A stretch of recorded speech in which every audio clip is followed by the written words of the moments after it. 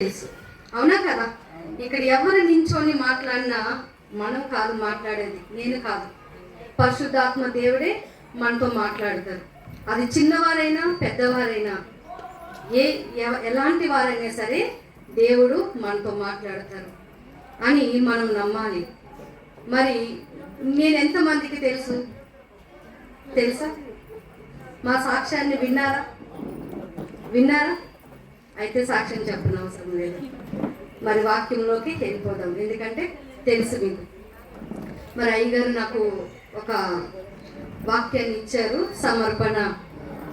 సమర్పణ కోసము నేను ధ్యానించినప్పుడు మరి స్త్రీలకు గొప్పతనము తెలిసింది, పురుషుల యొక్క గొప్పతనము కూడా నాకు తెలిసింది. మరి నాకు అర్థమైంది, నేను మీకు చెప్పాలనుకుంటున్నాను. చూడండి, సమర్పణ అంటే ఏంటి?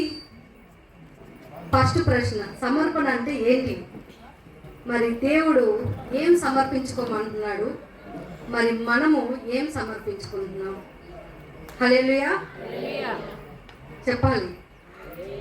దేవుడు మనల్ని మనం ఏం సమర్పించుకుంటున్నాం అని మనం ప్రశ్న వేసుకుంటే దాని ఆన్సరు ఖచ్చితంగా దొరుకుతుంది. మరి మేము చాలా అంటే తెలుగు కొద్దిగా నాకు ఇదిగా ఉంటుంది, మీరు అర్థం చేసుకోండి. అటు ఇటు ఉన్నా సరే ఇబ్బంది పడుకోండి, అర్థం చేసుకోండి. ఎందుకంటే నాకు హిందీ బాగా వస్తుంది తెలుగు కన్నా. నేను చదువుకునేదే హిందీ, తెలుగు నాకు రాదు. నా మ్యారేజ్ అయ్యాక నేను తెలుగు నేర్చుకున్నాను. మరి అర్థం చేసుకోవాలి మీరు. చూడండి, దేవుడు అంటున్నాడు మీరు అర్పించండి అంటున్నాడు. మరి మనము దాన్ని అర్పణ అంటే సమర్పణ అంటే మనం ఏమనుకుంటున్నాము? హృదయము, ఇంకా మనము సమర్పించుకోవడం. సరే, కొంతమంది తెల్ల వస్త్రాలు వేసుకోవాలని సమర్పించుకుంటారు, కొంతమంది బొట్టు తీసేయాలని సమర్పించుకుంటారు, కొంతమంది వాక్యం బాగా చదవాలి, ఈ సంవత్సరంలో నేను బైబిల్ పూర్తి చేయాలి అని. అంటే ఇట్లాంటివన్నీ కూడా మనం చేసుకుంటాము, మన సమర్పణ కదా. కానీ మరి దేవుడికి ఆ సమర్పణ ఇష్టమా కాదా అనేది మనం గ్రహిస్తున్నామా? అది అంగీకరిస్తున్నాడా దేవుడు? సమర్పణ అంటే ఏంటి? అసలు సమర్పణ అంటే ఏంటి అని మనకే అర్థం కావట్లేదంట. మనం ఏమనుకుంటున్నామంటే ఒక బొట్టు తీసేస్తే సమర్పించేసుకున్నాను, లేదు అంటే నేను ఆదివారం చర్చికి వెళ్తే నేను సమర్పించేసుకున్నాను, ఏదో కొద్ది కానుక వేసేస్తే నేను సమర్పించేసుకున్నాను అని మనం అనుకుంటామంట. అదంతా భ్రమ అంట. అది అర్థమైందా? ఎందుకు భ్రమ? చూడండి, చర్చికి వస్తామని మనం అనుకుంటాము, ఎవరైనా చుట్టాలు ఇంటికి వచ్చారనుకోండి, ఆ సమర్పణ ఏమైపోతుంది? కొనసాగుతుందా? దాన్ని సమర్పణ అంటారా? మరి ఎక్కడైనా పెళ్లి జరిగింది అనుకోండి, మరి చర్చికి ఇంపార్టెంట్ ఇస్తారా, పెళ్లికి ఇస్తారా? ఎందుకంటే బంధువులు ఫీల్ అయిపోతారు కదా. అంటే ఏంటి సమర్పణ మంది? అంటే మనం ఒక భ్రమలో ఉన్నాం అనేది మనకు అర్థం అవుతుంది ఇక్కడ, అవునా కదా? కానీ దేవుడు ఆ సమర్పణ మనల్ని అడగట్లేదు. అటువంటి సమర్పణ కోసము దేవుడు అడగట్లేదు. ఆయన ప్రాణం ఇచ్చి, ఆయన రక్తం ఇచ్చి మనల్ని కొనుక్కొని, ఇందాక సిస్టర్ చెప్పారు కదా, మన ఎర్రగా నల్లగా ఉన్న పాపాలు దేవుడు తీసేసి ఏం చేశాడంట? తెల్లగా చేశాడంట. మరి మనం ఏం చేస్తున్నాము? అలాంటి దేవుని కోసము ఏం భక్తి చేస్తున్నామంట? ఏం సమర్పించుకుంటున్నామంట? చూడండి, ప్రతి ఒక్క జీవితంలో మనం అనుకుంటాము నేను చేసింది గొప్ప భక్తి అనుకుంటాం, లేదంటే ఇదే కరెక్ట్ అని కూడా అనుకుంటాం. కానీ లోతుగా తెలుసుకుంటే మనం ఎక్కడున్నామో మనకు తెలిసిపోతుంది, మనం ఎక్కడ నిలబడ్డామో అనేది మనం తెలిసిపోతుంది. మరి చూడండి, స్త్రీల కోసము నాకు అర్థమైంది, పురుషుల కోసం కూడా అర్థమైంది. కొంతమంది స్త్రీలు మనం చూసినట్లయితే సులీమిరాలు అని ఉంది, ఒక గనురాలైన స్త్రీ ఉందా? కొంతమంది స్త్రీలు, ఎందుకంటే స్త్రీలు ఉన్నారు కాబట్టి ముందు కొంతమంది స్త్రీల కోసం మనం తెలుసుకొని పురుషుల దగ్గరికి వెళ్ళి, మరి ఆ స్త్రీ ఏం చేసింది? ఆ స్టోరీలు మనకు తెలుసు. కదా. ఎలీసా కోసము ఆమె చూడండి, మీరు వాక్యం చూడండి, 2 రాజుల గ్రంథము 4:8 ఒకసారి చూడండి. ఒక దినమందు ఎలీషా షూనేమి పట్టణమునకు పోగా అచ్చట గనురాలైన ఒక స్త్రీ భోజనముకు రమ్మని అతన్ని బలవంతము చేసను గనక. చూడండి, అక్కడ ఆగండి, చెప్తాను. గనురాలైన స్త్రీ, ఎవరు పెట్టారు ఈ పేరు ఈమెకి? ఎవరు పెట్టారు? ఆమె పేరు రాసింది అందులో? లేదు కదా. గనురాలైన స్త్రీ అని ఉంది. ఎవరు పెట్టారు ఈ పేరు? ఏంటి గనురాలు? అంత గొప్ప పేరు ఈ స్త్రీకి ఎలా వచ్చింది? ఈమె ఏం చేసింది? ఏం పొందుకుంది? ఏం సమర్పించింది? ఏం పొందుకుంది? హల్లెలూయా. చూడండి, మనకు అది కొద్దిగా మనం చదివితే మనకు అదంతా తెలిసిపోతుంది. మరి ఎలీసా దైవజనుని ఆమె ఏం చేసింది? తన ఇంటికి భోజనానికి పిలిచిన తర్వాత మంచి దైవజనుడు అని చెప్పి తన భర్తకి చెప్పింది. చెప్పిన తర్వాత తన భర్త ఎంత నమ్మాడండి ఆమెని కదా. అంటే ఆమె ఎంత నమ్మకస్తురాలుగా ఉంది ఆమె భర్త యందు కదా. మరి చూడండి, మరి ఆ స్త్రీ అంటుంది, అయ్యా ఒక దైవజనుడు వచ్చాడు, ఆయనకు ఒక చిన్న గది నేను పైన కడతాను లేదంటే ఉంచుతాను, అక్కడ అన్నీ నేను ఏర్పాటు చేస్తాను, దీపస్తంభము ఇవన్నీ ఉన్నాయి చదివితే, ఇవన్నీ ఏర్పాటు చేస్తాను, మరి ఆయనకి నేను ఆ గదిని ఇస్తానని చెప్పింది. చూడండి, తన భర్త ఏమైనా మాట్లాడారా? మాట్లాడారు. అయితే ఇంకో విషయం ఇక్కడ ఏం తెలుసుకోవాలంటే, మరి ఈ గ్రంథం ఎప్పుడు రాయబడింది? ఈమె గనురాలు అయిన తర్వాత లేకముందా అంతకుముందే చెప్పండి. కాదు, ఆమెకి ఈ గ్రంథం ఇంకా తెలియదు. ఎలీసా ఇదంతా చేసిన తర్వాత కదా ఈ గ్రంథం రాయబడింది. అంటే ఈమె ముందే, ఈ గ్రంథం లేకముందే ఆమె ఎవరు? ఒక గొప్ప మంచి గనురాలైన స్త్రీ. దేవుడు అంటే ఏంటో ఆమెకు తెలుసుకున్న స్త్రీ. ఆమె ఎలాగ సమర్పించుకోవాలి జీవితం అని తెలుసుకున్న స్త్రీ. చూడండి, ఆమె తర్వాత కదా ఈ గ్రంథం రాయబడింది. ముందే దేవుడు ఏం పేరు పెట్టాడు? మనకి ఇప్పుడు అంటే పరిశుద్ధ గ్రంథము మన చేతిలో ఉన్నా కానీ కొన్ని విషయాలు ఇంకా మనకి తెలియవు, ఇంకా చాలా మరుగై ఉన్నాయి కదా. మరి ఈ మాట చదివినప్పుడు నాకు చాలా సంతోషం అనిపించింది. గనురాలైన స్త్రీ, మరి చూడండి, దేవుడే ఆమెకి గనురాలు అని పిలిచారు. మనకి కూడా పేర్లు ఉంటాయి, ఉండవా? ఒకటి పెట్టిన పేరు, ఒకటి తెచ్చుకున్న పేరు, అవునా కదా. తెచ్చుకున్న పేరు మనమే తెచ్చుకుంటాం, మన ప్రవర్తన బట్టి, మన క్రియలు బట్టి మనం తెచ్చుకుంటాం కదా. మనం ఎలాంటి వాళ్ళమో మన ఇంట్లోకి వెళ్ళి అడిగితే మన కోసం ఫుల్ డీటెయిల్స్ వచ్చేస్తారు కదా మొత్తం. లేదంటే ఈదులోకి వెళ్ళి ఫలానా వ్యక్తి ఎట్లాంటి వాళ్ళని అడిగితే చెప్పేస్తారు. మంచి వ్యక్తి అయితే మంచి అమ్మాయి, లేదంటే మంచి స్త్రీ, గుణవత్తైన భార్య, ఇట్లా చెప్తారు. లేదు అంటే అమ్మో వాళ్ళ ఇంటి వైపు కూడా మేము చూడవండి అంటారా?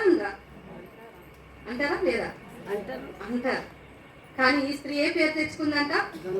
గనురాలు అని పేరు తెచ్చుకుందంట. చూడండి, ఆమె గనురాలు అయిన తర్వాతే ఈ గ్రంథము రాయబడింది.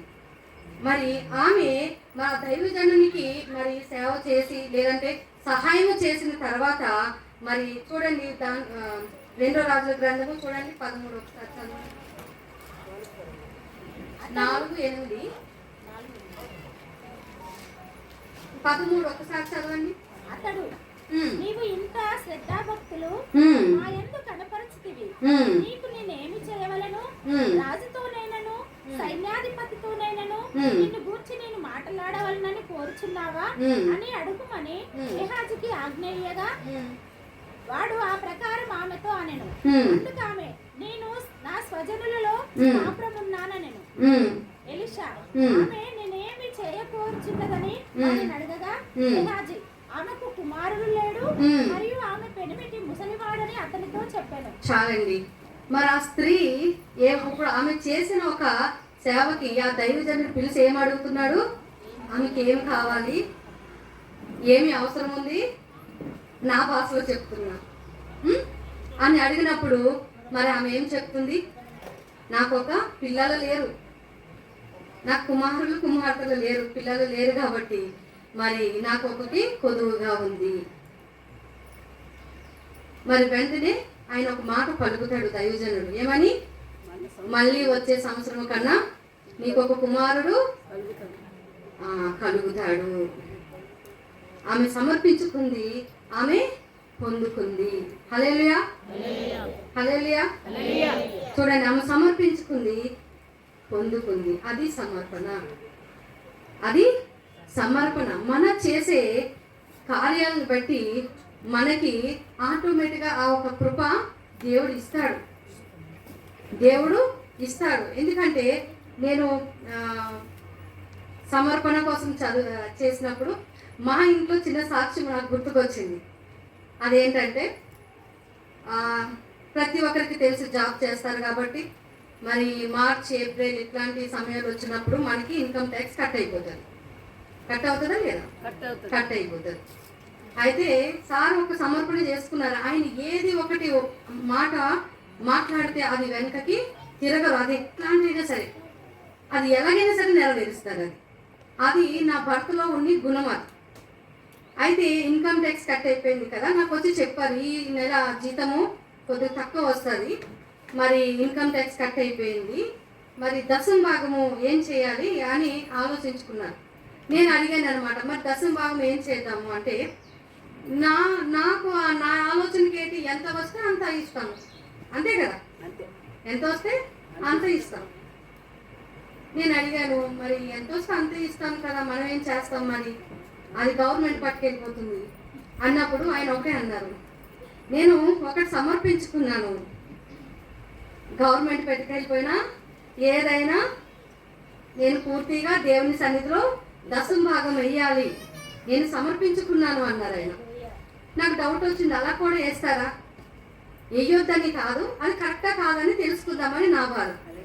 నేను అన్నాను, మరి అది కూడా మరి ఎట్లా, మరి అది కరెక్టేనా అని అన్నప్పుడు, ఎందుకు మరి గవర్నమెంట్కి ఇచ్చినప్పుడు మనం ఎంత పర్సంటేజ్ ఇస్తున్నాం? 30% ఇస్తున్నాం కదా. ప్రతి దాంట్లో ప్రతి ఒక్కరు మనం ఏ వస్తువు కొన్నా దానికి మనము ట్యాక్స్ కడతాం, 30% మనం కడతాం. కానీ దేవుడు ఎంత అడిగాడు మనల్ని? ఎంత? మనం ఎవరికి ఎక్కువ కడుతున్నాం? మరి దేవుడిగా మనుషులకే, గవర్నమెంట్కి ఎక్కువ కడుతున్నాం, దేవునికి 10% ఇస్తున్నాం. మరి అదేంటుంది గొప్పతనం? గొప్పతనం ఏముంది అందులో కదా. మరి సార్ అన్నారు, లేదు, నేను అన్నాను, అవును ఇది కూడా కరెక్టే, మరి సరే మీ ఇష్టం, మీకు దేవుడు ఎలా తోపిస్తే అలా చేయండి అని మేము చెప్పాం.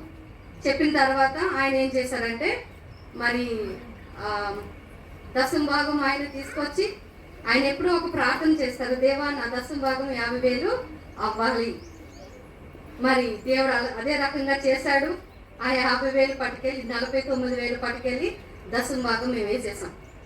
వేసిన తర్వాత మరి 2-3 డేస్ 4 డేస్ తర్వాత మళ్ళీ సార్ వచ్చి ఒక మాట చెప్తున్నారు, ఏమైందో తెలియదు కానీ మనం ఇంకా ఇన్కమ్ ట్యాక్స్ ఎక్కువ కట్టామంట, జీతం కూడా కట్ అవ్వలేదు, బాగా ఇంకా 50,000 మనకి తిరిగిస్తున్నారు. హల్లెలూయా. అంటే ఆయన చేసుకునే సమర్పణ ఆయనకి ఏమైంది? ఆశీర్వాదంగా మారిందా లేదా కదా. కానీ చాలా మంది స్త్రీలు ఏం చేస్తారంటే, మరి చాలా అంటే ఒక మాట అంటారు, ఎందుకంటే నేను ధ్యానించినప్పుడు నాకు ఏమర్థమైందంటే, స్త్రీలు ప్రతి చోట తన ధనాన్ని ఖర్చు పెట్టారు. చూడండి, 2 కాసులు వేసిన ఎదువరాలు, ఆమె రేపు తినడానికి ఆమెకి ఏమీ లేదు, కానీ దేవుని సన్నిధిలో 2 కాసులు పట్టుకొచ్చి ఆమె వేసింది. ఆమె ఏం ఆలోచించలేదు, ఏం ఆలోచించలేదు. ఆమెకు భర్త ఉన్నారా? ఎవరైనా ఉన్నారా? లేరు. కానీ ఆ 2 కాసుల దగ్గర ఎవరున్నారంట? ఎవరున్నారు? యేసయ్య దగ్గర యేసయ్య ఉన్నాడంట. అవునా? యేసయ్య ఉన్నప్పుడు మరి చూడండి, ఆ 2 కాసులు వేసిన ఆ స్త్రీని దేవుడు చూసినప్పుడు మరి మనల్ని దేవుడు చూస్తాడా? చూస్తాడు. ఆలోచించండి, చూస్తారా? చూడరా? ఎందుకంటే ఈ మాటలు నేను చెప్తున్నాను, దేవుని సన్నిధిలో మనము ఎంత నమ్మకంగా మనం ఉంటామో అంత దేవుడు మనల్ని నమ్ముతాడు. హల్లెలూయా. నేను ఒక మాట ప్రతి చోట నేనేం చెప్తానంటే, నువ్వు సంతోషంగా ఉంటే దేవుడు నీతో పాటు సంతోషంగా ఉంటాడు.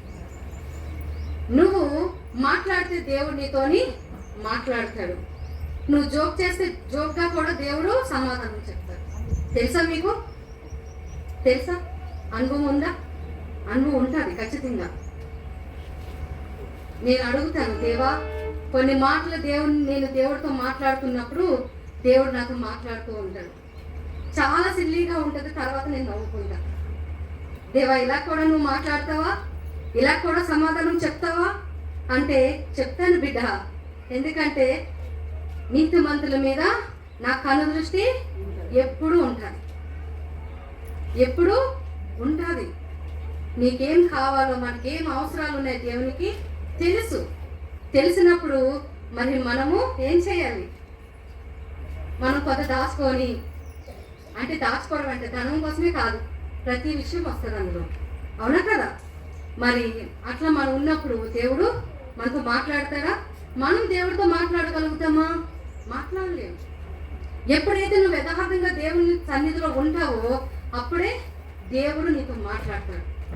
ఎందుకంటే అర్పించడం చాలా సులువు అది. ఎందుకంటే దేవుడు మనం ఇస్తే దేవుడు మనకి ఇస్తాడు. ఈ వాక్యాలు మనకు బాగా తెలుసు కదా.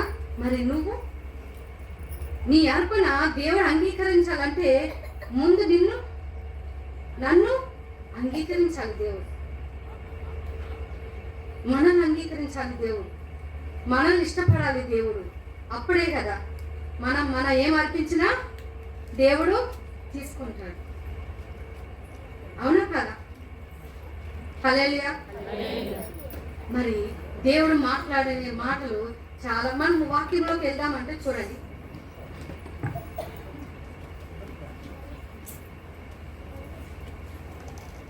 మనము యోహాను సువార్త 12:3 ఒక్కసారి చదవండి. ఆ స్త్రీ కోసం కూడా ఒక్కసారి చూసి. యోహాను సువార్త 12:3. అప్పుడు మరియా మిక్కిలి విలువగల అచ్చ జటామాంసి అత్తరు ఒక సేరున్నర ఎక్కు తీసుకొని యేసు పాదములకు పూసి తన తల వెంట్రుకలతో ఆయన పాదములు తుడిచెను. ఇల్లు ఆ అత్తరు వాసనతో నిండెను. ఆయన శిష్యులలో ఒకడు, అనగా ఆయనను అప్పగింపనయ్యున్న ఇస్కరియోతు యూదా, ఈ అత్తరు ఎందుకు 300 దేనారములకు అమ్మి బీదలకు ఇయ్యలేదనని. చాలు. చూడండి, ఈ మరియ ఏం చేసింది? ఆమె దేవుని సన్నిధికి ఆమె అత్తరు పట్టుకుని వెళ్ళి ఆమె యేసు పాదాలు కడుగుతుందంట. కడుగుతుంటే పక్కనున్న యోధ, తెలుసు కదా, అప్పగించిన యోధ చూసి ఏమనుకుంటున్నాడు? ఈమెకి ఏమైనా పిచ్చా?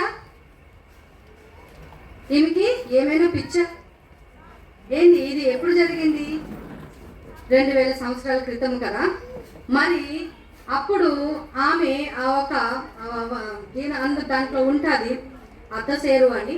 అయితే 150 రూపాయలు ఖరీదంట. అప్పుడు ఆ సెంటు బాటిల్ ఎంత? 150 రూపాయలు ఖరీదంటది.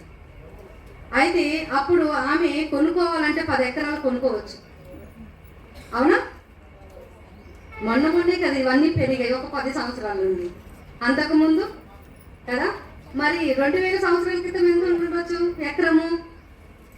ఎంత ఉండొచ్చు కదా. మరి 150 రూపాయలతో ఒక 10 ఎకరాలు కొనుక్కోవచ్చు.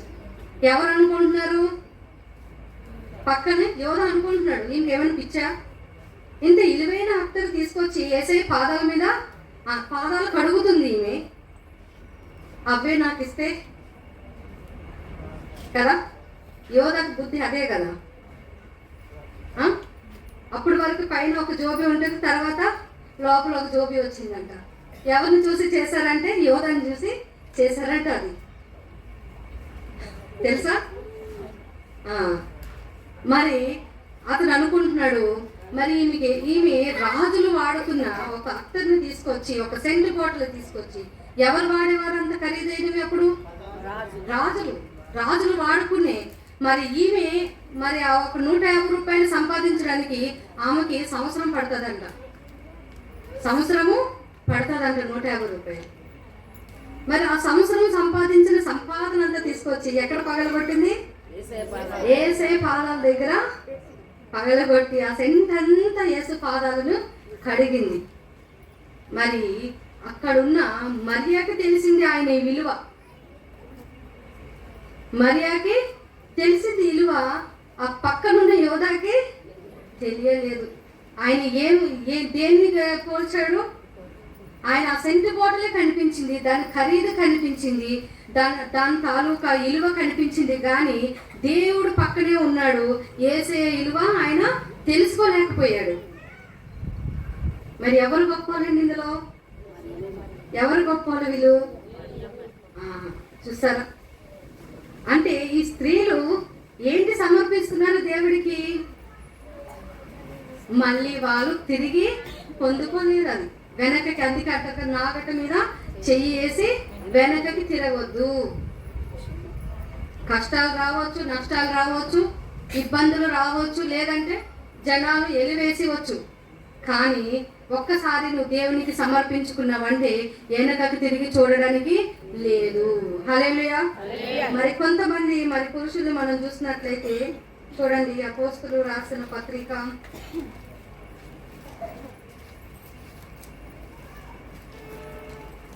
1 స్త్రీ కోసం చెప్పనా? 1 స్త్రీ అన్నదంట చర్చికి వచ్చి, నేను దైవజనులు మంచిగా ఆత్మతో ప్రార్థన చేస్తున్నారంట.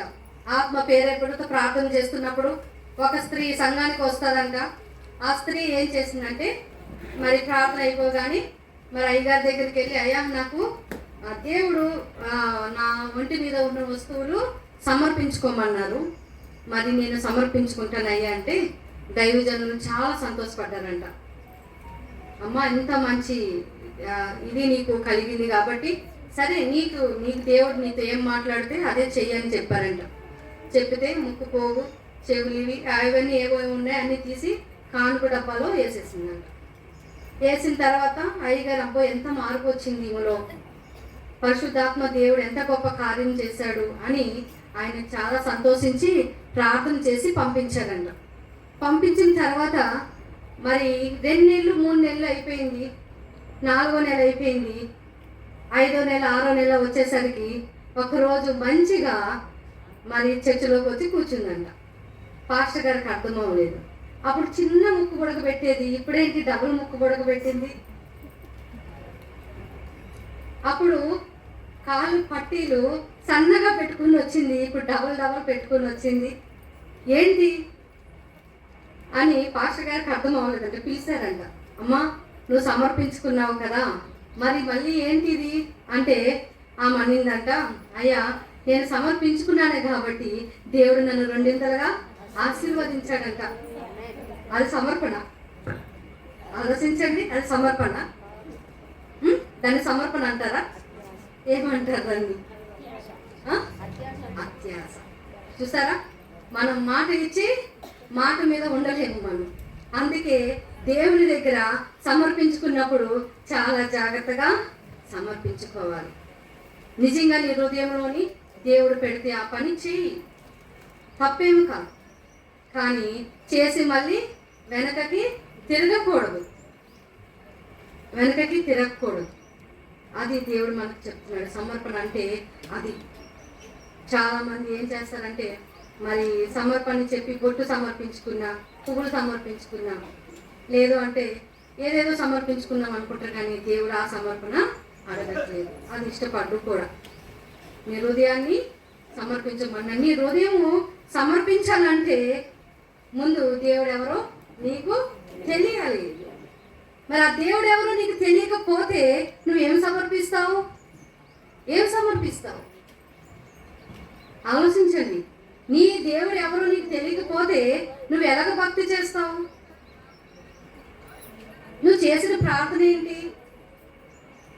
నువ్వు అంత సమయం ఇస్తున్నావు, మరి నీ దేవుడు ఎవరో నీకు తెలియకపోతే నీ సమయం ఏమైపోతుంది? వ్యర్థమైపోతుంది. మరి అదే దేవుడు అంటున్నాడు, నేను ఎవరో ముందు తెలుసుకో. ప్రతి స్త్రీ కూడా మరి దేవుడు ఎవరో తెలుసుకోవాలి. తెలుసుకోకుండా నువ్వు ప్రార్థన చేసినా, ఏం చేసినా, ఉపవాసాలున్నా వ్యర్థమైపోతాయంట. ఎందుకు? దేవుడు అంటే నీకు తెలియదు, దేవుడు ఎలా ఉంటారో తెలియదు. ఎవరో చెప్తున్నారు, వింటున్నాం, మనం చేసేస్తున్నాం కదా. మరి ఇందాక ఫస్ట్లో స్త్రీ అందం కోసం ఒక పాట పాడారు చూడండి. అంటే మీకు తెలియడానికి మాట నేను చెప్తున్నాను. మరి సామెతల గ్రంథంలో మనము చూస్తాము, అందము సౌందర్యము వ్యర్థము, అందము మోసకరము, సౌందర్యం వ్యర్థము, దేవుని యందు భయభక్తులు కలిగిన స్త్రీ కొనియాడబడును. ఎందుకంటే ఇది ముందు తెలిస్తే మనకి మిగతాది తెలుస్తుంది. అసలు ఏమైనా అర్థం ఉందా వాక్యానికి? అందం ఏంటి, సౌందర్యం ఏంటి, దేవుని యందు భయభక్తులు ఏంటి, ఏమైనా సంబంధం ఉందా? అందానికి దేవుడు ముడిపెట్టాడా ఏంటి అసలు? ఎప్పుడైనా మీరు చాలాసార్లు చదివే ఉంటారు కదా సామెతల గ్రంథంలో 31:27, 30లోనో 31లోనే ఇక్కడ ఉంటుంది అది చూడండి. మరి ఎప్పుడైనా మీరు ఆలోచించారా? ఆ వాక్యము అందము ఉంది, సౌందర్యం ఉంది, మళ్ళీ కిందకు వస్తే దేవుని యందు భయభక్తులు కలిగిన స్త్రీ కొనియాడబడును, మరి ఈ రెండు కూడా వ్యర్థమే అని దేవుడు ఒక మాట కింద మనకి రాయించాడు. మరి చూడండి, ఆ మాటకు అర్థం ఏంటో తెలుసా? అందము తప్పేం కాదు. అందం మనంతలో మనం తయారయ్యి రాలేదుగా, దేవుడేగా మనల్ని చేసి పంపించాడు. మరి అందం తప్పంటారా? సౌందర్యం తప్పంటారా? మరి ఒక భర్త నా భార్య అందంగా ఉండడము కోరుకోవడం తప్ప? చెప్పండి. మరి మన బిడ్డలు ఉంటారు, వాళ్ళు అందంగా ఉండడం, సౌందర్యంగా ఉండడం తప్పంటారా? ఒక తల్లిగా కోరుకోవడము తప్పంటారా? కాదు కదా. దేవుడు అది చెప్పట్లేదు. అందము వ్యర్థము, సౌందర్యము మోసకరం. అందము మోసకరం, సౌందర్యం వ్యర్థమని ఎందుకు చెప్తున్నారంటే, ఓ స్త్రీ నువ్వు ఎలాగున్నా నువ్వు స్త్రీవే కదా. మనం ధరించుకున్న వస్తువులు బట్టి మనం స్త్రీ అని ఇక్కడ గుర్తింపు వస్తుంది. అది దేవుడు అనట్లేదు. కానీ నువ్వు ధరించుకుని దాంట్లోని సమయం వ్యర్థం చేసుకుంటున్నావు చూసావా, అది వ్యర్థం. ఏది? నువ్వు ఎక్కువ సమయం దేని మీద పెడుతున్నావు, అది వ్యర్థము. కానీ దేవుని యందు భయభక్తులు కలిగిన స్త్రీ కొనియాడబడును. ఏంటి భయభక్తులు? ఈ భయభక్తులు అంటే ఏంటి అసలు? దేవుని యందు భయభక్తులు కలవారు ఏం చేస్తారో చెప్పండి. దేవునితో గడుపుతారు. ఇంకా ఇంకా కాదు, ముందు నీ దేవుడు ఎవరో నువ్వు తెలుసుకోవాలి. ఎందుకు ఈ మాట చెప్తున్నానంటే, ఒక కలెక్టర్ గారు కానీ ఒక పెద్ద ఆఫీసర్ మన ఇంటికి వచ్చినప్పుడు మన ఎలాగ వాళ్ళని మనము వెల్కమ్ చేస్తాము చెప్పండి? ఎలా చేస్తాము? సరే, ఆ పక్కన ఒక కూలివాడో, ఒక పనివాడో, లేదా పేదవాడో వచ్చాడు అనుకోండి, అదే రకంగా మనం చేస్తామా? ఆలోచించండి ఒక్కసారి. అంటే ఒక కలెక్టర్ వస్తే ఎట్లా భయపడి మనం అన్ని సిద్ధం చేస్తాము? ఎలా సిద్ధం చేస్తాము? అమ్మో, కలెక్టర్ గారు వస్తున్నారు, పెద్ద అధికారి, ఆయన చేతులు అన్నీ ఉంటాయి కదా. మరి ఆయనకి మనము ఏం చేయాలి? ఆటోమేటిక్గా భయం మనకు వస్తుంది కదా. మనం భయపడిన వస్తలేదు, వస్తుంది, అది ఆటోమేటిక్గా వస్తుంది. అంటే ఆ భయం ఏంటంటే గౌరవం కదా. గౌరవంతో కూడిన మనము ఆ వ్యక్తిని మనం ఏం చేస్తామంటే వెల్కమ్ చేస్తాం లోపలికి. ఆయనకి రకరకాలుగా పూల దండలు వేయడం, బొకేలు ఇవ్వడము, లేదంటే మంచి కూర్చోడానికి సీట్స్, ఇవన్నీ కూడా మనము ఏం చేస్తామంటే ఒక గౌరవంతో, భయభక్తులతో మనము మనము వెల్కమ్ చేస్తాం. మరి చూడండి, అది ఒక పేదవాడు వచ్చాడు అనుకోండి, ఏం చేస్తామా? అదే ఈ మాట చెప్తున్నాడు దేవుడు. అదే ఈ మాట, భయభక్తులు కలిగి ఉండడం అంటే నీ దేవుడు ఎవరో నువ్వు తెలుసుకుంటేనే నువ్వు భయభక్తులు కలిగి ఉండగలవు. లేదు అంటే నువ్వు ఉండలేవు, నీకు తెలియదు కూడా. దేవుడు నా ప్రార్థన వింటున్నాడు, నేను ప్రార్థించేస్తున్నా, ఇదే అనుకుంటామంట. కానీ నీ దేవుడు జీవము గల దేవుడు, నీ జీవనము సృష్టికర్త, నీ దేవుడు మరి తీర్పు తీర్చే దేవుడు, సింహాసనం మీద కూర్చున్న దేవుడు. ఆయన లోకమంతటి కూడా ఉన్నాడు. నేను ప్రార్థిస్తే నా ప్రార్థన వింటున్నాడు, నేను మాట్లాడిన మాటలు వింటున్నాడు, నా క్రియలు చూస్తున్నాడు. నేను జీవిస్తున్నాను, నేను సమర్పించుకున్నాను అనేది దేవుడు చూస్తున్నాడు అని భయము నీకు ఉంటే నువ్వేం చేయవు? ఏం చేయవు? అశ్రద్ధ చెయ్యమంట. అవునా కదా? శ్రద్ధతో ఏం చేస్తాం? అమ్మో దేవుడు ఎవరితో మాట్లాడినప్పుడు నీ మాట మనకి గుర్తుందనుకోండి, ఎవరైనా ఫోన్ చేసినప్పుడు ఏమో గుర్తు వస్తుందో మనకి, అమ్మో దేవుడు వింటున్నాడు జాగ్రత్త, దేవుడు వింటున్నాడు జాగ్రత్త అని మనం ఏం చేస్తాము? భయపడతాము. మన మాటలని విస్తారంగా మాట్లాడినవి ఎక్కడికి వెళ్ళిపోతాయి? కొన్ని మాట్లాడతాం.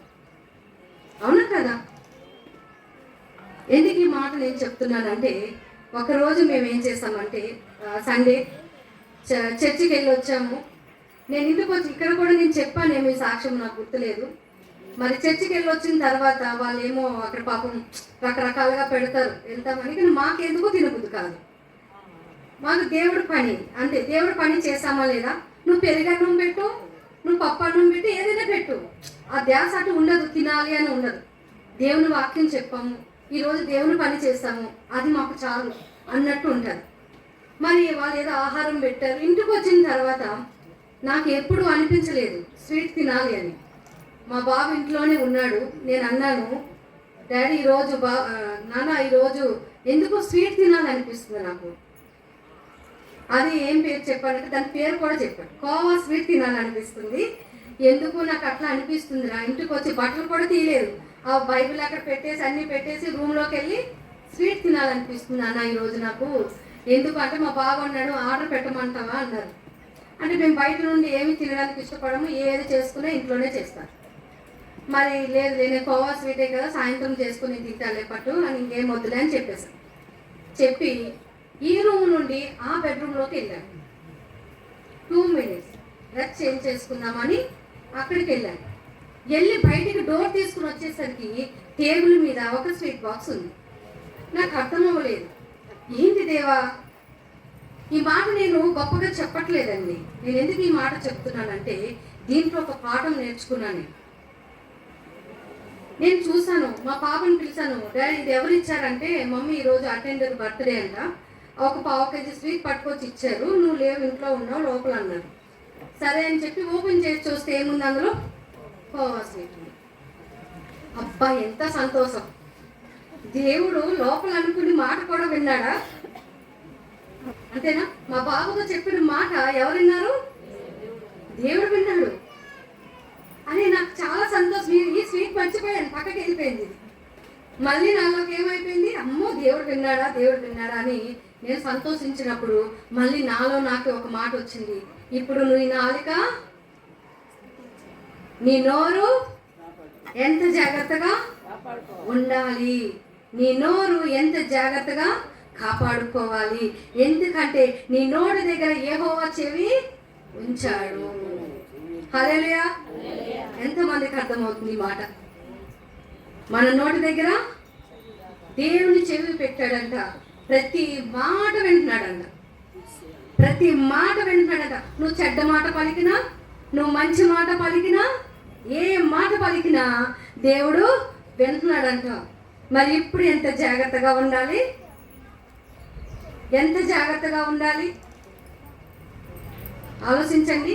స్వీట్ ఇచ్చాడని సంతోషపడాలా? అమ్మో దేవుడు ఇంత 2 minutesలోనే నా మాట విన్నాడు అంటే నేను ఇంకెంత జాగ్రత్తగా ఉండాలని చెప్పి ఆ రోజు నుండి మా బంధువులతో అందరితో నేను ఫోన్ మాట్లాడడం బంద్ చేశాను. హల్లెలూయా. అది తిట్టుకున్నా పర్వాలేదు, ఏం చేసినా పర్వాలేదు, మనం ఆత్మీయంగా ఉంటాము. దేవుని మాటలు మేము మాట్లాడుకుంటాము, దేవుని వాక్యం చదువుతాము. ఎవరో వచ్చి ఏదో ఇంటి కథ చెప్తారు, అమ్మ ఆ పిన్ని ఇలాగా, లేదంటే అక్క ఇలాగా, లేదంటే అవసరమా? నిన్ను చూసిన దేవుడు వాళ్ళని కూడా చూస్తున్నాడు. ఇది నమ్మాలి. నిన్ను చూసిన దేవుడు వాళ్ళని కూడా చూస్తున్నాడు. వాళ్ళ స్థితిలో ఉన్నారు అంటే వాళ్ళ జీవితం సరి చేసుకుంటే అలా ఉంటుందా? ఉండదు. కానీ ఆ మాటలు మనం ఏం చేస్తాం, వింటాము. ఆ విని 2 మాటలు మనం చూసిందిలే చేసిందిలే, ఎవరు చెప్పిన మాటలు తీసుకొచ్చి వాళ్ళు అంటూ ఉంటే అవునా అవునా అని చెప్పి మనం కూడా పాలుభాగస్థం అయిపోతాం. పాపమే చేయని అవసరం లేదు. అవునా కదా? సాటి వ్యక్తితో నువ్వు అవును అంటే నువ్వు కూడా పాలు పంచుకుంటావు. వెంటనే ఆ రోజు నుండి నేను మొత్తం కాల్స్ అన్నీ బంద్ చేసి, చూసారా, దేవుడు ఒక పాఠం నాకు నేర్పించాడు. వాళ్ళు చెప్పినప్పుడు నేను దేవుని వాక్యమే వాళ్ళకి నేను చెప్తూ ఉంటాను. అందుకే స్త్రీ కూడా చాలా జాగ్రత్తగా మరి దేవునికి సమర్పించుకున్నప్పుడు ఆ జీవితాన్ని చాలా చక్కగా మనము మరి నడిపించుకోవాలి. ఎందుకంటే మనం ఈ భూమి మీద ఉన్న విషయాల కోసము మనం చూడటము ఆలోచించడం కాదు, కానీ దేవుని కోసము మనము దేవుడు రాకడలో దేవుని పైనుండి మనకు కనిపించలేనివి ఎన్నో పైన ఉన్నాయి, వాటిల కోసం మన తలంపులు ఉండాలి. మరి చూడండి, వాక్యంలోకి వెళ్ళిపోతే చూడండి, అపోస్తుల గ్రంథము 21:13 ఒక్కసారి చూడండి. పౌలు కోసం చెప్తున్నా.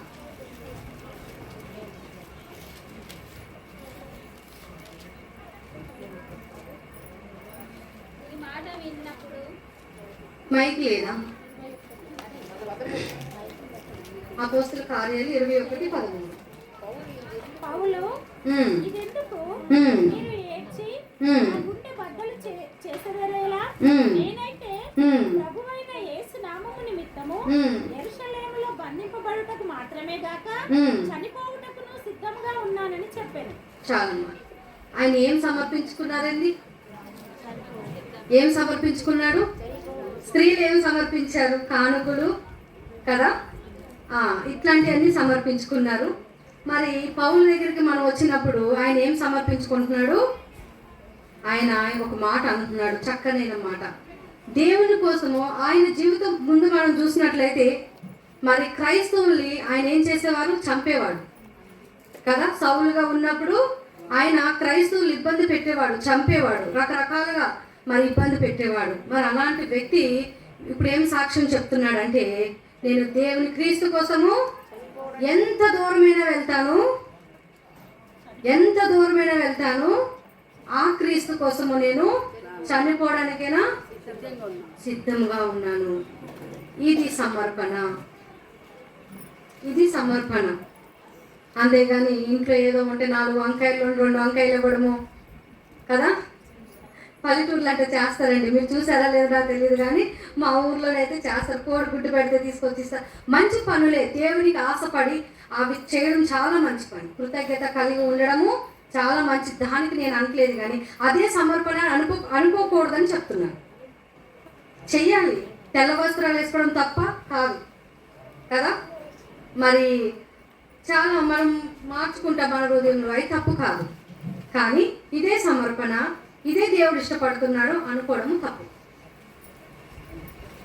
కదా. సమర్పణ కోసము బైబిల్లో చాలా చక్కనైన మాటలు ఉన్నాయి. మరి పౌలు గారు ఏం చెప్తున్నారు? ఆయనకి ఏం తక్కువ? పేరు లేదా? ఆయన చదువుకోలేదా? ఆయన గోల్డ్ మెడల్ సంపాదించుకోలేదా? ఆయన రోమ పౌరసత్వంలో ఆయన కొనుక్కొని ఆయన సంపాదించుకున్నాడు. అది కానీ అవన్నీ ఏమంటున్నాడు? క్రీస్తుని తెలుసుకున్న తర్వాత పెంటతో సమానం అంటున్నాడు. పెంటతో సమానము. ఆయన కోసం ఇంకా తెలుసుకుంటే విశ్వాసాన్ని జాగ్రత్తగా కాపాడుకున్నానంట. ఇవన్నీ పోగొట్టుకున్నాను కానీ విశ్వాసాన్ని నేను కాపాడుకున్నాను. నా క్రీస్తు కోసము నా ప్రాణమైన నేను సమర్పిస్తాను, అర్పించేస్తాను అని ఆయన చక్కనైన మాట మనకి తెలియపరుస్తున్నాడు. ఇంకోటి చూడండి, ఏప్రిల్ రాసిన పత్రిక 10:34-36 వరకు చదవండి. ఏప్రిల్ రాసిన పత్రిక 10:34-35-36. ఏలయనగా మీరు ఖైదీలో ఉన్నవారిని కరుణించి మీకు మరీ శ్రేష్టమైనది స్థిరమైనదినైనా స్వాస్థ్యం ఉన్నదని ఎరిగి మీ ఆస్తి కోల్పోవుటకు సంతోషముగా ఒప్పుకుంటిరి. మీ ధైర్యమును విడిచిపెట్టకుడి, దానికి ప్రతిఫలముగా గొప్ప బహుమానము కలుగును. చూడండి, ఇక్కడ కొన్ని మాటలు రాసి ఉంటాయి. దానికి అర్థం ఏంటంటే ఖైదీల్లో కొంతమంది పాస్టర్స్ కానీ సువార్థికులు కానీ దైవజనులు కానీ ఇట్లా వాళ్ళు ఏం చేశారంటే అప్పుడు కాలంలోనే వాళ్ళు బంధించి ఖైదీలుగా ఉంచారు. ఉంచినప్పుడు యూదులు ఇప్పుడు ఎవరైతే దైవజనులు బయట సువార్త చేసిన తర్వాత ఎంతోమంది అక్కడ యూదులు దేవుణ్ణి నమ్ముకోవడం జరిగింది. అక్కడ దేవుణ్ణి నమ్ముకోవడం జరిగినప్పుడు మరి ఎప్పుడైతే కొంతమంది ఎప్పుడు క్రీస్తు ఉన్నప్పుడు కానివ్వండి కూడా మనం చూస్తూనే ఉన్నాం. ఇప్పటికీ కూడా అదే నడుస్తుంది. ఏది క్రీస్తు బిడ్డలకు వ్యతిరేకంగా జనాంగం ఉంది, అప్పుడు ఉంది, ఇప్పుడు ఉంది. ఇదేం కొత్త ఏమి కాదు. మనం చూసినవి చాలా తక్కువ. మనకు వచ్చిన ఈ సమయంలోని ఇబ్బందులు అంటే చాలా తక్కువ. అప్పుడు ఏంటంటే ప్రాణాలే తీసేసేవారు, లేదంటే ఏ జైల్లో తీసుకెళ్ళి పెట్టేవారు. కానీ ఇప్పుడు అవి లేవు.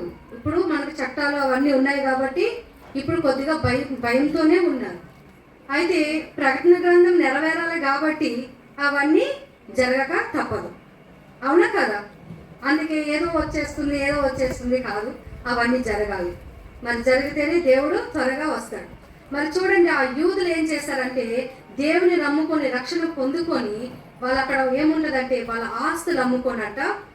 మరి ఎవరైతే దైవజనులు జైల్లో ఉన్నారో వాళ్ళ ఫ్యామిలీని వాళ్ళు పోషించేవారంట. చదవండి అమ్మ ఒకసారి గట్టిగా. ఏలయనగా మీరు ఖైదీలో ఉన్న వారిని కరుణించి మీకు మరీ శ్రేష్టమైనది స్థిరమైనదినైనా స్వాస్థ్యం ఉన్నదని ఎరిగి మీ ఆస్తి కోల్పోవడానికి సంతోషంగా ఒప్పుకుంటారు. వాళ్ళు సంతోషంగా ఒప్పుకున్నారంట. ఏంటి? వాళ్ళ ఆస్తిని కోల్పోవడానికి సంతోషంగా ఒప్పుకున్నారంట. ఎందుకు ఒప్పుకున్నారు?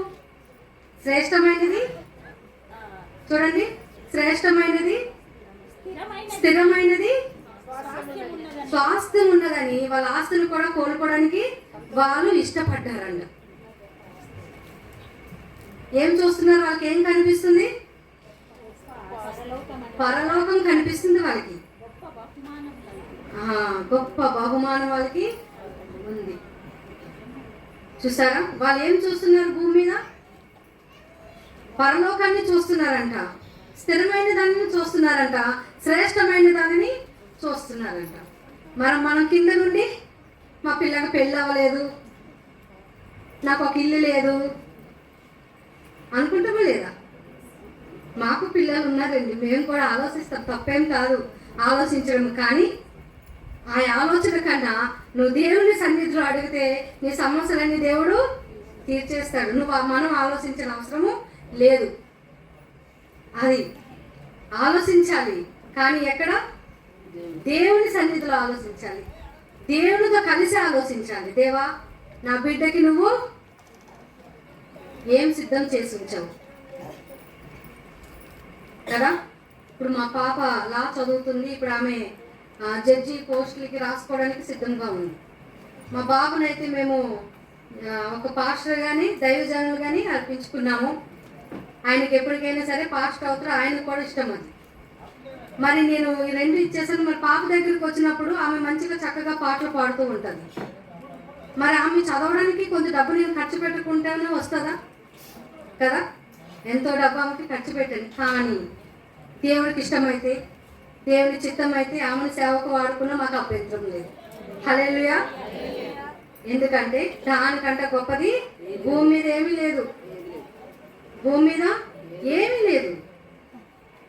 అది చాలా మందికి అర్థం కావట్లేదు. ఎందుకో చెప్పమంటారా? మరి బాధపడినా మరి వాక్యం అయితే సత్యమగానే బోధిస్తుంది కదా.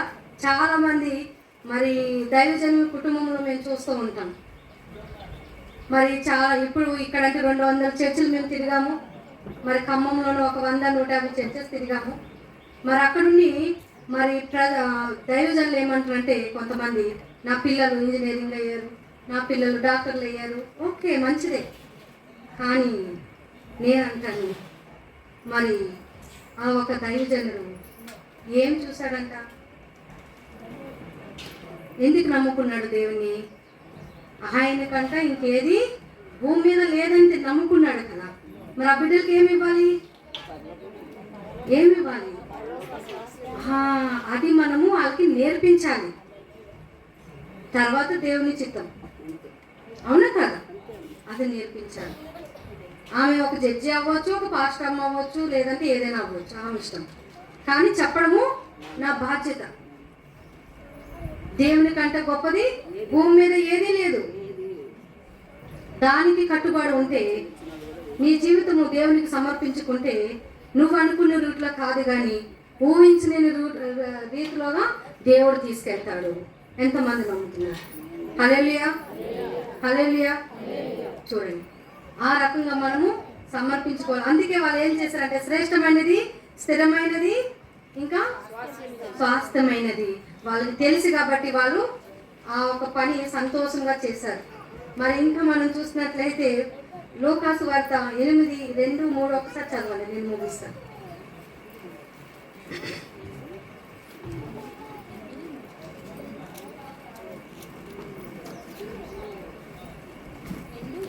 లూకాసు వార్త 8:2-3.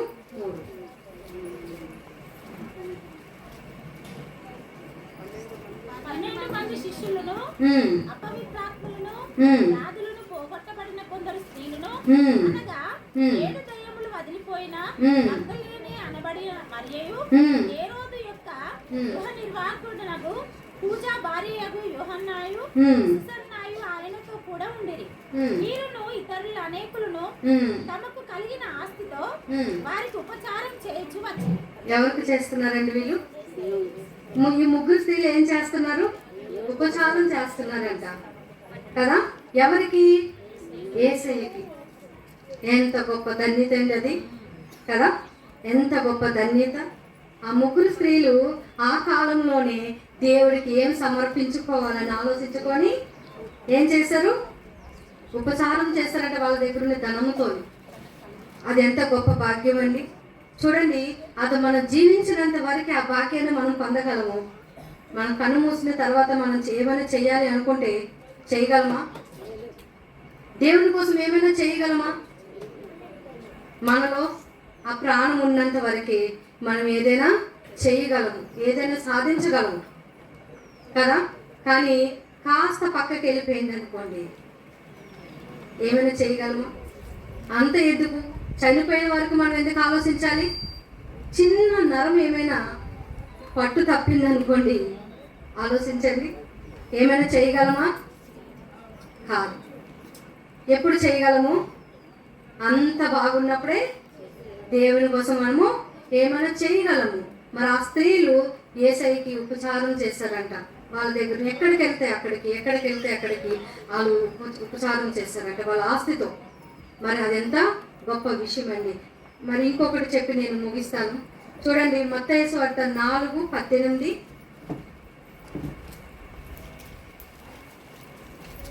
22 4వ అధ్యాయము 18-22లో చదవండి ఒకసారి. వెంటనే వారు తమ దోణెను తమ తండ్రిని విడిచిపెట్టి ఆయనని వెంబడించింది. మనం చూసినట్లయితే అక్కడ కొంతమంది జాలర్లు కదా, మనకు తెలుసు వాళ్ళు. మత్తయి సువార్త 19:29లో కూడా ఉంటుంది. 4:18-22 అమ్మ చదువు. సముద్ర తీరమున నడుచుచుండగా పేతురు అనబడిన సీమోను, అతని సహోదరుడైన అంద్రెయ అను ఇద్దరు సహోదరులు సముద్రములో వలవేయుట చూచెను. జాలరులు ఆయన, నా వెంబడి రండి, నేను మిమ్మల్ని మనుషులను పట్టు జాలరులుగా చేస్తున్నాను వారితో చెప్పాను. ఏమన్నాడు యేసయ్య? నా వెనక రండి, మిమ్మల్ని చేస్తాను అన్నాడంట. మన సమాధానం అయితే ఏముంటది? ఒకసారి ఆలోచించండి. అదే సమాధానం చెప్తామా మనం? ఎందుకు అంటే వాళ్ళు జాలర్లు, వాళ్ళ చేపలు పట్టుకుని అమ్మి వాళ్ళ కుటుంబంని పోషిస్తున్నారు. అవునా కదా? వాళ్ళ జీవం దేని మీద ఆధారపడి ఉంది? చేపల మీద. ఇప్పుడు యేసయ్య వచ్చి ఏమంటున్నాడు? ఆ వదిలి పెట్టేసండి, నా వెనకతలా రండి అంటే వాళ్ళు ఏం చేశారు? వదిలిపెట్టి వచ్చేసారు. చదవండి, 22 వరకు చదవండి. ఆయన, నా వెంబడి రండి, నేను మిమ్మల్ని మనుషులను పట్టు జాలరులుగా చేస్తున్నాను వారితో చెప్పాను. వెంటనే వారు తమ వలలు విడిచిపెట్టి ఆయనను వెంబడించిరి. ఆయన అక్కడ నుండి వెళ్ళి జెబెదయి కుమారుడైన యాకోబు, అతని సహోదరుడైన యోహాను అను మరి ఇద్దరు సహోదరులు తమ తండ్రి అయిన జెబెదయి యొద్ద దోణిలో తమ వలలు బాగు చేసుకొని చిన్నగా చూచి వారిని పిలిచెను. వారిని కూడా ఏం పిలిచారంట యేసయ్య? ఏం చేశారు వాళ్ళు? వెంటనే వారు తమ దోణెను తమ తండ్రిని విడిచిపెట్టి ఆయనను వెంబడించి. ఏం విడిచిపెట్టారండి అక్కడ? దోణిని విడిచిపెట్టారు, తండ్రిని విడిచిపెట్టారు. అది సమర్పణ. మన ఇంట్లో ఒక్కరు బాప్తి ఎవరైనా దేవుని నమ్ముకుంటే నలుగురు తయారవుతారు కదా. నువ్వెందుకు నమ్ముకున్నావు, నువ్వెందుకు నమ్ముకున్నావు? ఇక్కడ ఒక ఆమె ఉంది, రక్షణ పొందుకుంది. మా దగ్గర పని చేస్తారు, అటెండర్లుగా చేస్తారు. వాళ్ళు ముగ్గురు కూడా దేవుని రక్షణ పొందుకున్నారు. హల్లెలూయా. నేను అంటాను, అందుకే దేవుడు మమ్మల్ని ఇక్కడికి తీసుకొచ్చారేమో మాకు తెలియదు. మరి ఆమె రక్షణ పొందుకుంది, మా డ్రైవర్ రక్షణ పొందుకున్నారు, ఇంకో అబ్బాయి కూడా రక్షణ పొందుకున్నారు. వాళ్ళకి ఎవరు చెప్పారు దేవుడి కోసము? వాళ్ళు అడగండి, వాళ్ళే చెప్తారు కదా. నా వెనకాతల ఉంటుండే వాళ్ళకి నేను పనులు చెప్తుండే, కానీ దేవుడి కోసం వాళ్ళకి చెప్పడం మొదలు పెట్టండి. వాళ్ళకి తెలుసు నా కోసము. నేనేం మాట్లాడినా వాళ్ళు భయపడతారు, ఎక్కడ జరిగిపోతుందో అని. అవునా కదా? ఒకసారి నిలబడు, నువ్వు కూడా సాక్షిగా నిలబడాలి. చూడు, ఆమెకి నా సంగతి బాగా తెలుసు. వాళ్ళ ఇంట్లో రేపు ఏం జరుగుతుందో నేను ఈరోజే చెప్తానంటే నాకు తెలియదు. అది నేనేం మాట్లాడినా నాకు అమ్మ నువ్వు నిన్న చెప్పావు అదే జరిగింది మా ఇంట్లో అంటది. నాకు అర్థం కాదు అది, మరి ఆమెకే తెలియాలి. అంటే ఈ మాట ఎందుకు చెప్తున్నానంటే, మనం సమర్పించుకోవడం అంటే చిన్న చిన్న విషయం కాదండి. కూర్చోరా. ఎందుకు ఈ మాట నేను చెప్తున్నానంటే, మన జీవితం వెలగడమే కాదు కానీ పక్కోళ్ళ జీవితం కూడా మనము వెలిగించాలి. అది దేవుడు మన నుండి ఇష్టపడుతున్నాడు. అలాంటిది అర్పణ అనేది, దేవుడు సమర్పణ అనేది మన నుండి దేవుడు కోరుకుంటున్నాడు. మరి ఈ జాలర్లకి ఏం దొరికింది? వీళ్ళు చదువుకున్న వాళ్ళ కాదు. వెంటనే దేవుడు మన యేసు ప్రభు పిలవగానే అవన్నీ వదిలిపెట్టేసి ఆయన వెనకతల వెళ్ళిపోయారా లేదా? మరి ఎంత గొప్ప స్థానం వాళ్ళు సంపాదించుకున్నారంటే, మరి వాళ్ళు ఏం సమర్పించారు యేసు ప్రభు కోసం? వాళ్ళ జీవితము సజీవంగా. మరి అందరూ చనిపోయినప్పుడు చనిపోలేదు, కానీ వాళ్ళు ఎలా చనిపోయారంట? తలకిందులుగా చనిపోయారంట. వాళ్ళు సమర్పించుకున్నారు వాళ్ళ జీవితం. అయితే మరి యేసుప్రభు వదిలిపెట్టేశాడా? యేసుప్రభు వదిలిపెట్టాడా? చూడండి, అదే మత్తయి సువార్త 19:29 ఒకసారి చదవండి, నేను ముగిస్తాను.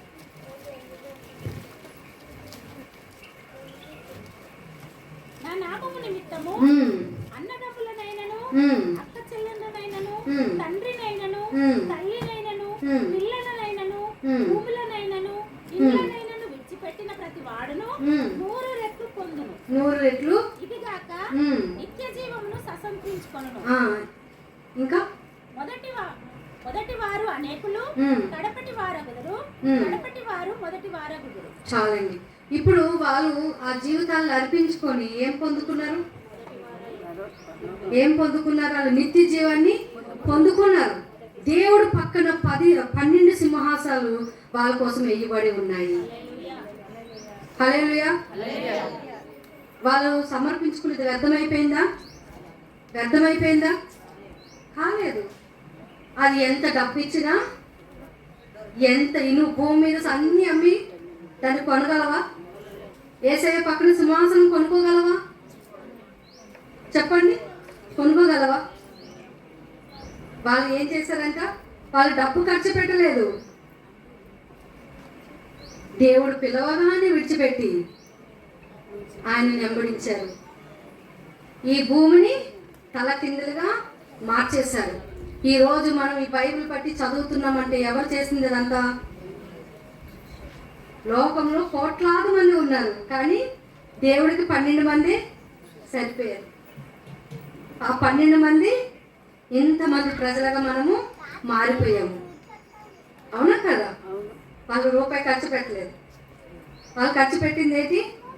వాళ్ళ శ్రమ, దేవుడి దగ్గర ఉన్నవి, చూసినవి, విన్నవి, అవన్నీ కూడా వాళ్ళు చేసుకుంటూ వచ్చారు.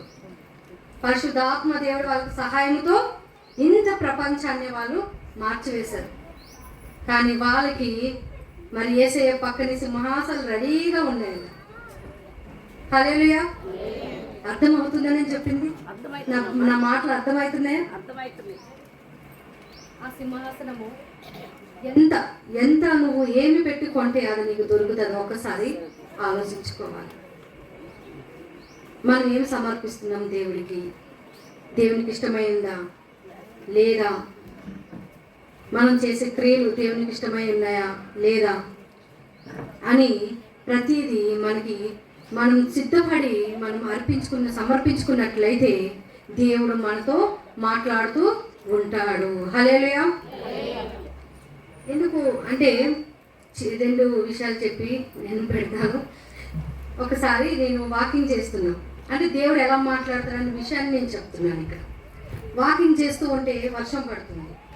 మాకు అలవాటు దేవుడితో మాట్లాడడం, నాకు అలవాటు ఫస్ట్ నుండి, చిన్నప్పటి నుండి అలవాటు. ఈ పరిచర్య కోసం కూడా నేను ఇప్పుడు ఒక్కొక్కరు నమ్ముకున్నారు కదా, అది కూడా దేవుడిచ్చింది. నేను స్వయంగా దేవుణ్ణి చూశాను. అయితే అప్పుడులో నేనే భ్రమలో ఉన్నాను, అది నిజమా కాదా అని. కానీ అవన్నీ జరుగుతున్నప్పుడు నాకు అర్థమైంది దేవుడు మాట్లాడిన దేవుడు. వాకింగ్ చేస్తున్నప్పుడు వర్షం పడుతుంది. నేను అన్నాను, దేవా తడిచిపోతున్నాం, ఇదంతా గ్రౌండ్, ఎక్కడికి వెళ్ళాలి? మరి నువ్వు అన్నావు కదా, నాకు ఒక మాట గుర్తుకొచ్చింది, యేసు నామంలో ఆగిపోమంటే ఆగిపోతుంది కదా. మరి నేనేం చేస్తున్నానంటే, దేవా వర్షం ఆగిపోవాలి అని నేను యేసయ్య వర్షం ఆపేవా ఇట్లా అంటే దేవుడు అంటున్నాడు, ఆపు నీ ప్రార్థన. నమ్ముతారా?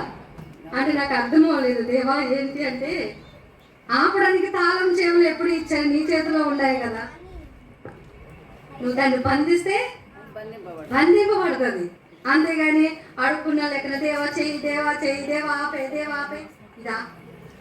నీ తాళం చెవి ఇచ్చాను కానీ నీ చేతికి, నువ్వేది బంధిస్తావో అది బంధింపబడు, ఏది విడుదల చేస్తావో అది విడుదల అవుతుంది. అప్పుడు నేను అన్నాను నిలబడి, యేసు నామములో వర్షం ఆగును గాక. ఆగిపోయింది. అయితే మా ఇంటికి అదే సమయంలో ఒక దైవజనురాలు వచ్చారు. ఆదిలాబాద్లో ఉన్నప్పుడు ఏం పేరున్నా గ్రేస్, ఇంకా జ్యోతి ఆంటీ అని బాగా పరిచయం. వాళ్ళ ఇంటికి వచ్చే పెద్ద వర్షం పడుతుంది.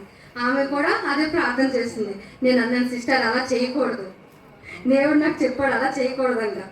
అంటే నాకు దేవుడు నేర్పిన పాఠాలు అవి, అది విన్న వాళ్ళకి ఎట్లా ఉంటుందో నాకు తెలియదు, కానీ అది నేను నేర్చుకున్న పాఠం. నేను అన్నాను, యేసు నామములో వర్షం ఆగాలని మనం గట్టిగా బంధించి అడగాలంట దేవుని అధికారంగా. దేవుడు అంటే నీకు అధికారం ఇచ్చాను నేను, నువ్వు అధికారంగా అడిగితే అది బంద్ అవుతుంది. కానీ అడుక్కున్నాను నాకు అడిగితే అవుతుంది కదా. అంటే వెంటనే చెప్పేసరికి వాళ్ళు కూడా వెంటనే ఒక 2 minutesలోనే వర్షం ఆగిపోయింది, వాళ్ళ ఇంటికి వెళ్ళిపోయారు. ఎందుకు ఈ మాట చెప్తున్నానంటే, ప్రతి దేవుడు మనల్ని నడిపిస్తాడు నువ్వు సిద్ధంగా ఉంటే, నువ్వు సమర్పించుకునే స్థితిలో ఉంటే. ఆయన ఎప్పుడు మనతో మాట్లాడతాడు. నేను ఏ వస్త్రాలు కట్టుకోవాలో దేవుడు చెప్తాడు. నాకు చాలా వింతలు నాకు జరుగుతాయి, అవి నేను ఎవరికి చెప్పుకోలేదు.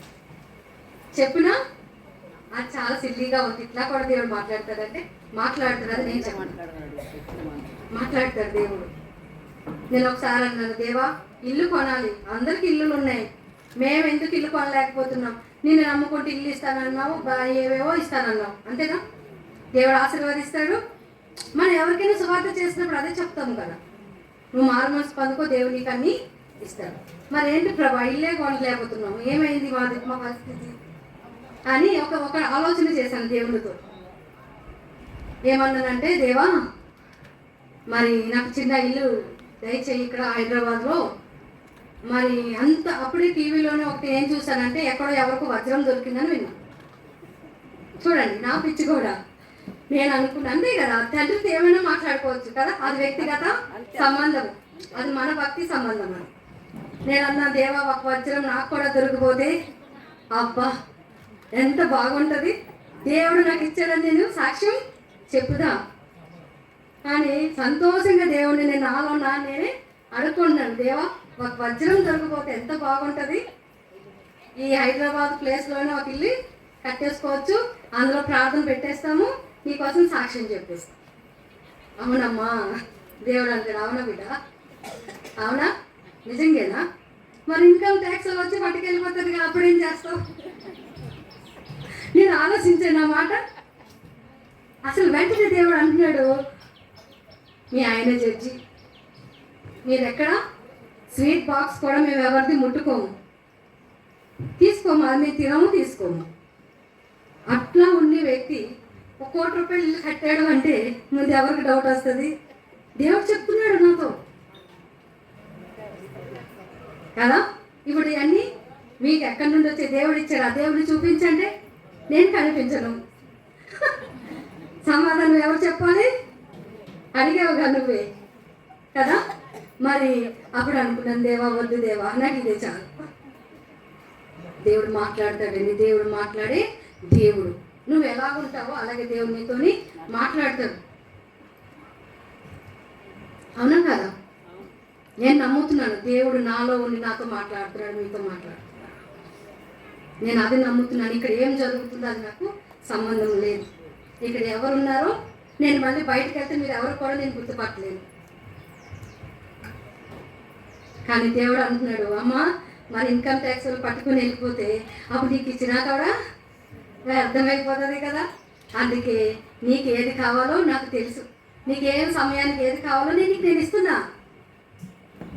అది చాలు. అవునా? ఎస్, ఇదే మనం కోరుకోవాలి.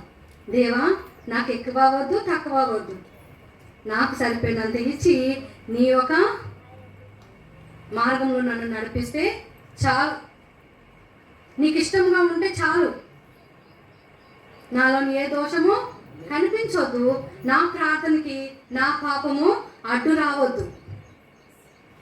నేనేం ప్రార్థన చేసినా, ఏది అడిగినా, ఎవరి కోసం నేను ప్రార్థించినా అది నువ్వు వినాలి. అది దేవుడు నాకు చూపించేది, చెప్పేది. ఈ ఉపవాస ప్రార్థనలను కూడా దేవుడు, నేను అనుకున్నాను ఉపవాసం ఉందాము, 21 రోజు ఉపవాసం ఉందామని ఒక తీర్మానం తీసుకున్నాను. నేను తీసుకున్నప్పుడు నేను దేవుడిని అడిగాను, దేవా నేను ఎవరి కోసము ప్రార్థించాలి? నేను అనుకున్నాను నా పిల్లల కోసమే, నా పిల్లల భవిష్యత్తు ముందునుంది కదా, యవనస్తులే కదా, వాళ్ళ కోసము నేను ప్రార్థన చేస్తాను అని ఒక తీర్మానం తీసుకున్నప్పుడు దేవుడు నాతో మాట్లాడుతున్నాడు, నీ పిల్లలు బాగుంటే అయిపోతుందా? ఎంతమందితో దేవుడు మాట్లాడుతున్నాడు? నీ పిల్లలు బాగుంటే అయిపోతుందా? నువ్వేం చేయాలి? ఉపవాస ప్రార్థనలో నువ్వు యవనస్తుల కోసము, ఎదవరాళ్ళ కోసము, అలాగే తాగుబోతు భర్తల కోసము నువ్వు ప్రార్థన చేయి అని నాకు దేవుడు చెప్తున్నాడు. వెంటనే మోకరించి, దేవా నేను చేస్తాను. దానికి అర్థం ఏంటి ప్రభు అంటే, అప్పుడు చెప్తున్నాడు, ఏది విత్తుతావో అది కోసుకుంటావు. నీ పిల్లలు బాగుండాలి అంటే నువ్వు పక్కోడి పిల్లలు కూడా బాగుండాలని నువ్వు ప్రార్థన చేయాలి, అదే నీకు తిరిగి వస్తుంది. అంతేగాని నువ్వు నీది సరిపోదు. దేవుడు నేర్పే పాఠాలు ఇవి మన జీవితంలో. మన పక్క వారి కోసం మనం మేలు కోరుకుంటేనే నీకు మేలు జరుగుతుందని చెప్తున్నాను. నువ్వు పక్క నుండి పిల్లల కోసం నువ్వు మేలు కోరుకు, నువ్వు మొరపెట్టి దేవుడి దగ్గర అడిగితే నీ పిల్లలు నేను బాగు చేస్తానని చెప్తున్నాడు. హల్లెలూయా. ఒక ఇరువరాల కోసం నువ్వు ప్రార్థన చేస్తే నీ కోసము నీకు ఏ కొదువా నేను చేయను అంటున్నాడు. ఒక తాగుబోతు భర్త కోసం నువ్వు ప్రార్థన చేస్తే ఆ కుటుంబం బాగుపడుతుంది, అది నీ కోసము మేలు. అట్లాంటి మేలు నువ్వు కోరుకో అని దేవుడు చెప్తున్నాడు. అవునండి, దేవుడు మాట్లాడతాడు, దేవుడు మాట్లాడాడు కూడా. అప్పుడు వెంటనే నేను మోకరించి ప్రార్థన చేయడం జరిగింది. నాకు చాలా సంతోషం అనిపించింది, గాల్లో తేలిపోయినట్టు అనిపించింది. దేవా అవును, ఇది కదా ప్రార్థన, ఇది కదా నేను నేర్చుకోవాల్సింది, నాకు దగ్గరుండి నువ్వు నేర్పిస్తున్నావు దేవా. ఆయనకేమిచ్చి నేను రుణం తీర్చలేను, కానీ నా ప్రాణం ఎప్పుడు ఆశపడుతుంది దేవుని కోసం 2 మాటలు నేను చెప్పాలి. దేవుని కోసం 2 మాటలు నేను చెప్పాలి. ఈ 24 గంటలు నేను వ్యర్థం చేయకూడదు అని నేను ఒక తీర్మానం తీసుకున్నా. హల్లెలూయా. ఎందుకంటే దేవుడు మనతో మాట్లాడిన దేవుడు, ఆయన ఎవరో, ఆయన విలువ ఏంటో నువ్వు తెలుసుకుంటేనే నువ్వు భయభక్తులు కలిగి ఉండగలవు. ఆ దేవుడు ఎవరో నువ్వు తెలుసుకుంటేనే నువ్వు ధైర్యంగా ఉండగలవు. చిన్న తుఫాను వస్తే గాలికి చెట్లు ఊగినట్టు మనము ఊగకూడదు. ఎందుకంటే ఆయన నీ పక్షాన ఉన్నాడు. దేవుడు ఆయన చెప్తున్నాడు, నీ పక్షాన నేను ఉన్నాను. చాలా మంది స్త్రీల పక్షాన దేవుడు నిలబడ్డాడు. ఈరోజు దేవుడు రక్షణ పొందుకున్న ప్రతి స్త్రీ ఆశీర్వదించబడింది. బయట వాళ్ళ కోసం మనకు తెలియదు, ఆశీర్వదించబడింది. ప్రతి స్త్రీకి దేవుడు సహాయం చేస్తున్నాడు. ఎదవరాలకి చేయలేదా? ఎదవరాలు భర్త చనిపోయి, కొడుకు చనిపోతే దేవుడు ఏం చేశాడు? మళ్ళీ పాడి ఎదురుగా వెళ్ళి ఆ పాడిని ముట్టుకున్నాడు. వెంటనే ఆ ఎదవరాలకి సమస్య తీర్చేశాడు. వదిలేశాడు దేవుడు. మరి ఊర్లో వాళ్ళు ఏం చెప్పుకున్నారు? ఆయన కాటి వరకు తీసుకుని వెళ్దాము. పెద్దలు ఏం చేశారు? నీ యొక్క కులం ఏం చేసింది? ఆ పాడిని సగం తీసుకెళ్ళింది. కానీ దేవుడు ఆ పాడిని ఆపి ఆ కుమారుణ్ణి జీవింపజేసి ఆ తల్లికి మళ్ళీ తిరిగిచ్చాడు. స్త్రీల పట్ల దేవునికి ఎంతో గొప్ప గౌరవం, స్త్రీని ఎంతగానో ప్రేమిస్తున్నాడు. అది మనము తెలుసుకోవాలి. తెలుసా? ఆయన ప్రేమను నువ్వు తెలుసుకున్నావు అనుకో, నువ్వు దేని వైపు నీ మైండ్ పోదు, దేని వైపు మన హృదయము పోదు. ఖచ్చితంగా ఆయనకి మనము సమర్పించుకుంటాము. హల్లెలూయా. అర్థమైందండి? అర్థమైందా? మరి దేవుడు ఈ మాటలు మీతో చెప్పమన్నాడు, నేను చెప్పాను. మరి కొద్ది మాటలు దేవుడు దీవించిన దాకా ఆమేన్.